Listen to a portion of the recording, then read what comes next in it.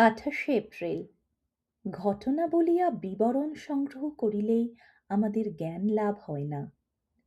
যিনি সেই উন্নততম প্রভু, তাঁহার দিকে যদি অগ্রসর হইতে পারি, তবেই আমাদের জ্ঞান লাভ সম্ভব। এলে যদি তুমি ওগো হয়ে অতি কৃপা পরবশ, এ অযোগ্য গুণহীন আমার উপর করিবে কি বরদান?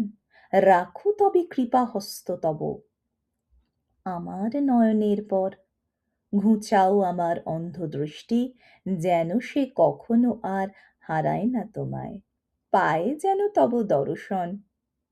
অজ্ঞানতাই আমাদের দৃষ্টিকে আচ্ছন্ন করিয়া রাখে, জ্ঞানই একমাত্র ইহার প্রতিকার।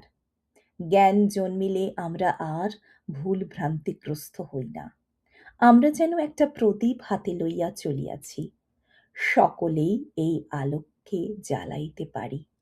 অন্ধকারে হাঁটিব বা মনে প্রাণে জ্ঞানের মশাল জ্বালাইয়া আমরা পথে চলিব, তাহা নির্ভর করে আমাদের উপরই। জ্ঞানই একমাত্র আমাদের পথ দেখাইয়া ভগবানের কাছে লইয়া যাইতে পারে।